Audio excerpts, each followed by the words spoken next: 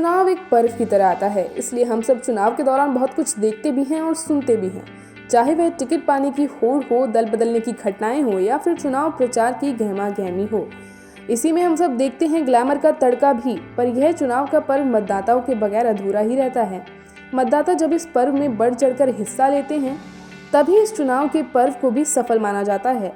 इसमें भी सबसे महत्वपूर्ण यह होता है कि मतदान के लिए घर से बाहर निकलता कौन है। अक्सर हम सब जानते हैं कि वोट देने अधिक संख्या में निकलता है तो निम्न या मध्यम वर्ग से जुड़ा हुआ व्यक्ति, पर ऐसे लोग अक्सर रोजी रोटी की तलाश में घर से बाहर होते हैं। ऐसे में जब चुनाव हो और प्रत्याशी इन्हें याद ना करें, ऐसा कैसे हो सकता है? क्योंकि प्रत्याशी भी जानता है कि हार जीत का खेल एक वोट से भी बदल सकता है। इसलिए प्रत्याशियों का जितना ध्यान क्षेत्र में प्रचार प्रसार पर होता है, उतना ही ध्यान प्रवासी लोगों को वोट देने के लिए बुलाने पर भी होता है। उत्तर प्रदेश में होने जा रहे पंचायत चुनाव में भी ऐसी ही कुछ तस्वीर देखने को मिल रही है।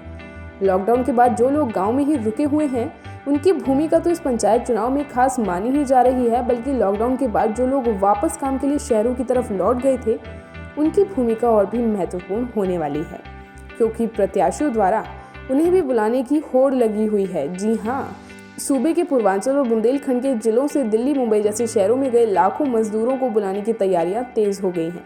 प्रत्याशी उन्हें लाने के लिए टिकट और बसों तक का इंतजाम करने में लग गए हैं। केंद्र सरकार की एक रिपोर्ट के अनुसार लॉकडाउन के दौरान यूपी के 32.49 लाख मजदूर गाँव लौटे थे। इनमें बड़ी संख्या पूर्वांचल के 20 जिलों के मजदूरों की रही। वापस आए मजदूरों में आधे के आसपास काम की तलाश में दोबारा लौट गए थे। प्रत्याशी अब लगातार उन्हें बुलाने पर फोकस कर रही हैं। ऐसा भी देखने को मिल रहा है कि प्रत्याशियों के प्रतिनिधि दिल्ली और मुंबई जैसे शहरों का भ्रमण कर ऐसे प्रवासी लोगों के साथ बैठ के भी कर रहे हैं। ऐसी प्रक्रियाओं से जुड़े लोग बताते हैं कि हमारी प्रॉपर्टी गांव में है, इसलिए दखल रखना पड़ता है।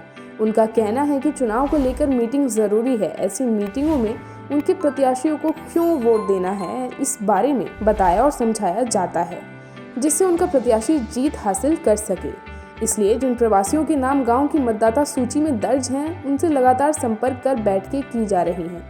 ऐसे लोगों को मतदान में लाने के लिए आने जाने का किराया भाड़ा देने के साथ ही गांव में कॉलोनी और अन्य सुविधाएं देने का लालच भी दिया जा रहा है।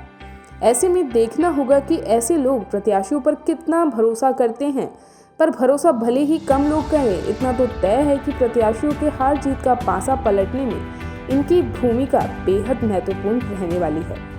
ब्यूरो रिपोर्ट, अपना प्रदेश।